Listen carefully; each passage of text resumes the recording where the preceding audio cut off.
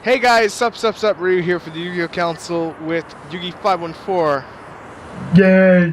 and this is the Premium Gold Preview, which means, well, like the title says, we're gonna basically talk about the next big cards from this set that you should actually care about before we do a, 10-20 minute overview of the entire set on a special coffee time. Oh God. So pretty much look at this as a mini coffee time. Like a 5 minute little mini coffee time that you just sit there and you have one little cup of Java instead of that big huge thing that you get at Starbucks. Let's get into the card. I'm gonna laugh for the next 20 minutes. Let's get into the card. The card's called Ghost of a Grudge. And basically when your opponent has 8 or more cards in their graveyard, the attack of all of them becomes 0 and stay at 0. It's a permanent effect. This is on the Konami blog. This is what it looks like. I can't make it any bigger, but I'm going to put it as a thumbnail probably. But Yuki 514 thinks it's an amazing card. I think it's more of a side deck card, but we're going to hear each other out. So Yuki 514, please take it away. Why do you think this is such a good trap card? Because of the fact that it's very good offensively and defensively. If you're afraid of being OTK'd, you can activate Ghost of the Grudge to basically say no OTK for you. You can also do offensively by allowing you to basically deal massive damage and weakening your opponent's larger monsters. So Final Countdown got a new toy. Pretty much. My feelings is like decks like Fire Fist that are not gonna always be sending stuff to the graveyard will give you a bad matchup. Stuff like Boxers that take a little bit longer to get stuff in the graveyard.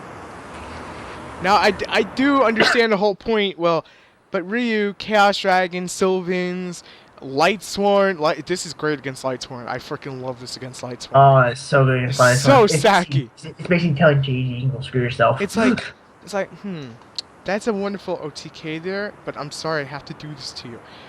It's terrible against Harpies. Honest to God, terrible against Harpies. Because either they'll pop it, or they won't have enough stuff in graveyard. Mermels, they could just pop it away, but again, we don't know the ban list as of right now, so it's kind of hard to say. There's no telling what's going to happen in the list. You think, if I recall right from the other 2 times we tried to film this, screwed up cat status on my Facebook,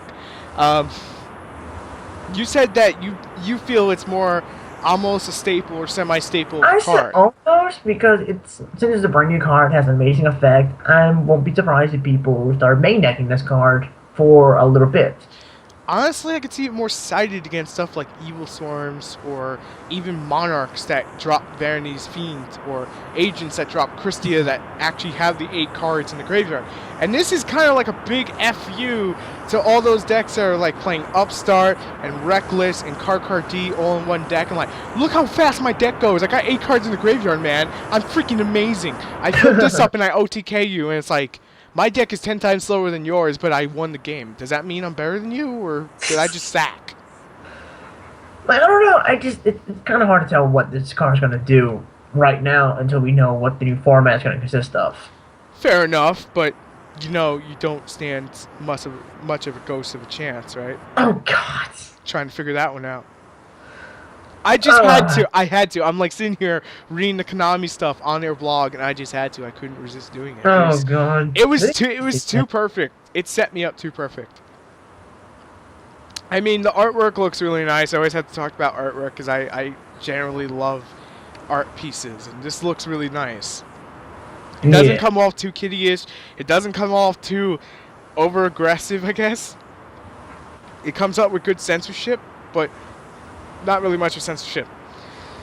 I kind of want to make a joke here and say that at first, because I didn't look at Premium Pack 14 outside the Beelzebub, that will probably end up talking about the end of the week because it is going to be in Gold Series without a doubt.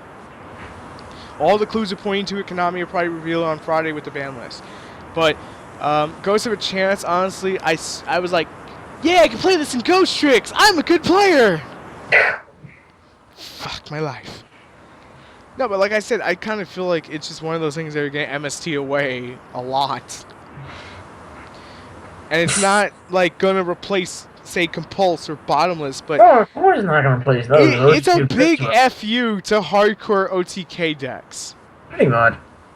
And my only problem is, I think it's fair enough we could say Madolche have like a 95% chance at being partly the next meta. Yeah, and That's pretty much a go. Konami's not really gonna hit them until after Primal Origins. Like, I think it's pretty safe we could say that, yeah, they're gonna be a top tier deck.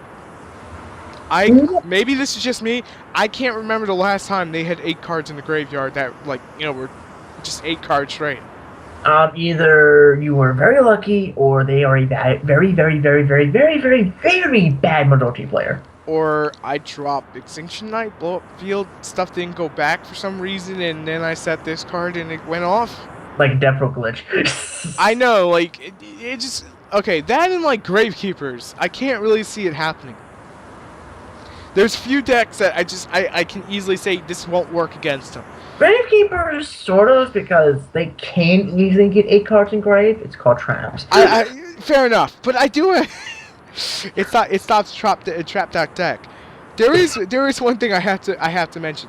Lightsworn is gonna have pretty much a hilarious matchup against this card, because it's like, okay, does he drop my monster's attack by 0, or do I drop JD faster than I get 8 cards in the graveyard?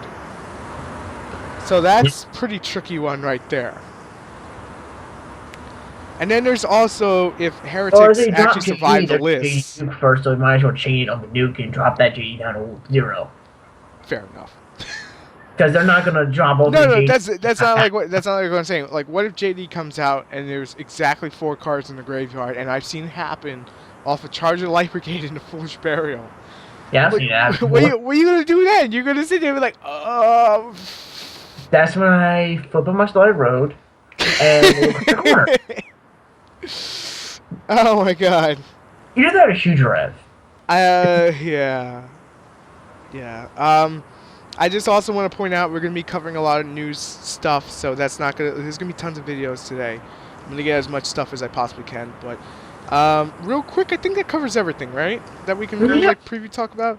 All right, if you guys like this kind of preview talk kind of thing, then make sure to leave a like, a comment, and let us know that you actually want to see more like the IRL duels. And yeah, we did listen. We have one coming out, which will be Chaos Dragons, me, versus Mikey's Blue Eyes, his version. Now, the reason I didn't use Blue Eyes is because Mirror Match sucks. And I like giving something a little bit different so you can see different decks. But anyway, make sure to subscribe to Yugi514. There'll be a link down below in the description. That's the thing that YouTube keeps moving now instead of the subscribe button. Make sure to subscribe to Yugi514 and the council if you already haven't. Make sure to leave a like and a comment, and we'll catch you next video. We'll work for subs. Oh, shit. I'm ready for the Yu-Gi-Oh! Council, and that's also Yugi514 for the Yu-Gi-Oh! Council. And we're out of here. We're gonna take our cocktails and leave. We'll catch you next one. Peace.